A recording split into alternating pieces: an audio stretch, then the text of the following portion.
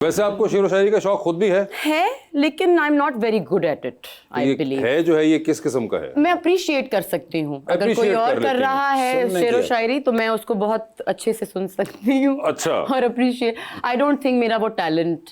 मगर आपको पढ़ने का शायरी शौक नहीं है? हाँ, रहा है ओवर द इयर्स, जब थोड़े यंगर थी शायद, जब कॉलेज के दिन थे, कॉलेज के दिनों में, उस टाइम पे। लेकिन आपको हुकूमत में होना चाहिए मुझे, क्योंकि आप भी डिग्गी में बंदे छुपा लेती हैं ना जी।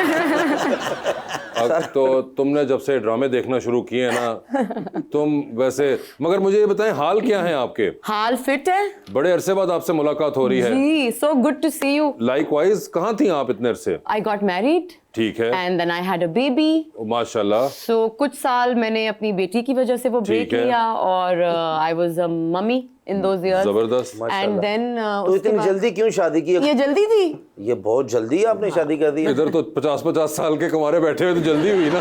ये देखिए माशाल्लाह, शादी भी होगी, बेटी भी होगी, टीवी फिल्म थिएटर सारा कर लिया। तो अब क्या सोचा है, बड़े होकर क्या बनेंगे? अब बड़े होकर और बड़ा आदमी। लेकिन आप अच्छा यहाँ बिजी थी, तो अब आपने gentleman has been the comeback. Yes, yes, and it has been some comeback. Has it been? Well, clearly, you know, जो देख रहे हैं उन्होंने तो बहुत पसंद किया है। और वो इतना अच्छा फिर आपने किया ना, क्या मजा आ गया। पहले थोड़ा थोड़ा बुरा लगी जब आप वो खालफत ये वो फलां, लेकिन बाद में जब साथ मिली ना, मुझे ऐसा लगा हमारे साथ ही मिल गई हैं। ओह अल्लाह सर इतना बस बड़ा अच्छा कैरेक्टर किया। मगर वैसे ये बताइए, जो इतना ये 2-3 सालों का अरसा होगा जिसमें आपने ये ब्रेक सारा लिया, शादी बच्चा, और 3-4 years आई गेस। तो 3-4 साल बाद जब आपने दोबारा काम शुरू किया तो कोई डिफरेंस लगा आपको? किस में, मुझ में या बाकियों में? काम में और बाकियों में? नहीं लगा। क्यों? क्योंकि जब मेरा पहला दिन था जेंटलमैन की शूट का, तो वहाँ से I was feeling like I have forgotten how to act, and because वो 3-4 साल में बिल्कुल आइसोलेटेड थी और कोई कनेक्शन नहीं था मेरा अपने इस काम से या इस आर्ट से।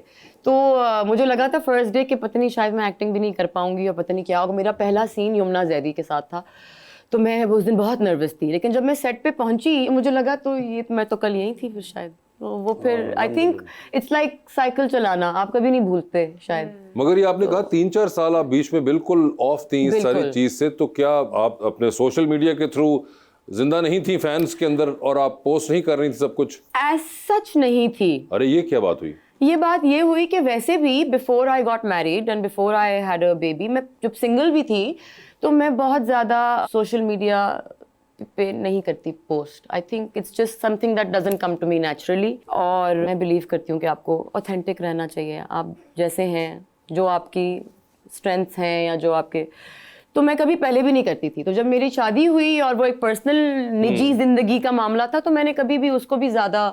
मगर आप ये क्यों नहीं करती हैं, को दिखाती नहीं? अब तो बहुत ज़्यादा। No, I did. Eventually, I did. I shared my daughter's photos. I tried staying in touch with, you know, people who root for me and all. लेकिन ऐसा नहीं था कि मैं बहुत ज़्यादा I was taking, मैंने एक्चुअली वो टाइम जो था वो जैसा था उसको वैसे ही गुजारा। Like I was a full on stay at home mother for those 3 years. लेकिन आप बिल्कुल सोशल मीडिया यूज करती नहीं है? नहीं, मैं करती हूँ, लेकिन मैं बहुत ज्यादा एक्टिव नहीं। अब लड़कियों में वासे चौधरी हैं। ऐसा ही समझ ली। मेरा भी फॉलो अप क्वेश्चन यही था कि एक्टर्स अपने पर्सनल एक्सपीरियंसेस से बहुत इवॉल्व होते हैं। तो आपने मदरहुड के बाद काम किया है, तो कोई एज एन एक्टर आपको लगा है कि आप इवॉल्व हुई हैं? It's a very good question. मैं तो शायद इसलिए ये लड़की के अच्छे सवाल ये पूछती है। मुझे नहीं फील हो रहा था उस वक्त, क्योंकि मैं तो एक जर्नी और एक प्रोसेस में थी। मेरा तो एक अलग किस्म का टर्मोइल था कि पता नहीं, मुझे लगता था उस टाइम पे कि शायद I would probably not even want to act again, because you know आप when you become a mother आपकी सारी प्रायोरिटीज शिफ्ट हो जाती हैं, आपका सब कुछ चेंज हो जाता है, जहन एंड योर पर्सपेक्टिव। तो मुझे नहीं लगा, सॉरी मैं आपका सवाल ही भूल गई। नहीं, एक्टर जो अपने पर्सनल एक्सपीरियंसेस से इवॉल्व होता है, तो आपने मदरहुड के बाद किया था। I didn't feel, but people around me, जैसे नदीम बेग साहब ने आई थिंक कुछ देखा जेंटलमैन का, तो मैंने उनसे पूछा कि ठीक है, तो उन्होंने कहा कि तुम्हारे अंदर ठहराव आ गया है शादी और बेबी के बाद, शायद जो पहले मुझ में नहीं होगा।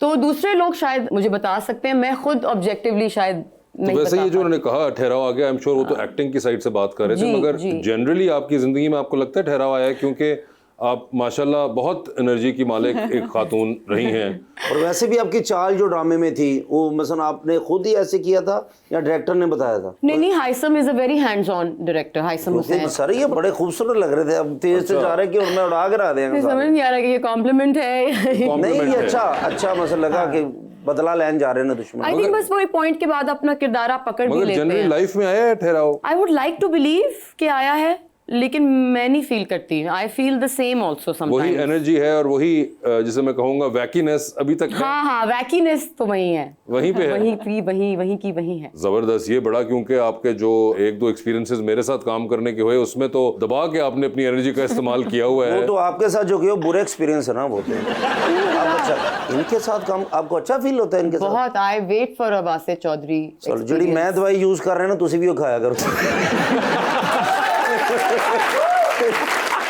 वासिफ भाई बड़ी बात है यार, अब की इंग्लिश काम आ गई आपको। कुछ हैं लोग ऐसे जिनको मजा भी है काम करके मेरे साथ, सारे तुम्हारी तरह के नहीं है। नहीं हमने तो आपके साथ किया नहीं ना, फिल्म ड्रामा ये वो तो करेंगे मगर तो बड़ा हमें कभी कभी मौका मिलता है ना, आप तो इनके साथ ही होते हैं। फिर इसीलिए हमें ज्यादा पता है। मगर नहीं, इन्होंने बड़ा जबरदस्त काम है इनका। जवानी फिरनी आनी के अंदर भी जो इन्होंने किया था वो, एंड देन इवन एक और इन्होंने किया था एक सिंधी वडेरे का, इन्होंने क्या एक लड़का बनी थी, एक हमारा शो था उसके अंदर, तो वो एक बहुत रिडिकुलस हरकतें थी जो कि हमने उसमें की थी, बहुत एक अजीब टाइम पे। जी रवानी, जब आप शूट खत्म कर लेती हैं, शूटिंग जनरली ड्रामा की, तो फिर कैरेक्टर से किस तरह से डिटैच करती हैं?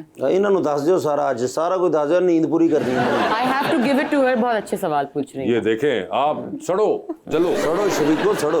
हाँ आप बताएं खुल के बताएं। ये वाला जो आर्ट है ना डिटैच करने वाला, ये मैंने बहुत रिसेंटली फिगर आउट किया है। बिकॉज़ मैं भी अभी there was an era before I was married and for me, and there is an era after I obviously. वो ब्रेक जो था, जाहिर है वो आप जब काम से दूर होते हो तो वो आपको टाइम मिलता है to really reevaluate and think and all those things. I think पहले मेरे लिए थोड़ा सा मुश्किल होता था, शायद मैं थोड़ी ज़्यादा जज्बाती थी अपने काम को लेके और क्राफ्ट को लेके, तो I used to give too much of myself. और I think I was a little younger, तो मुझे शायद वो टेक्निक जो थी वो डिटैच करने वाली और वो ऑन एंड ऑफ का जो स्विच है वो एज सच मैंने फिगर आउट भी नहीं किया था, एक्सप्लोर भी नहीं किया था। मुझे लगता था कि बस जाना है, वहाँ पहुँचना है और वहीं रहना है और वही करना है। तो मैंने एक प्रोजेक्ट किया था जिसका नाम था सुर्ख चांदनी। उसके बाद मुझे फील हुआ कि ये जो प्रोसेस है ना मेरा ऑफ तारी करना बहुत ज़्यादा, दिस इज़ नॉट हेल्दी। तो उसके बाद मैंने ये चीज़ अंडरस्टैंड की और फिर मैंने एक आध प्रोजेक्ट्स किए थे, प्रेम गली और एक और शॉर्ट फिल्म थी। उसके बाद आई टुक अ ब्रेक।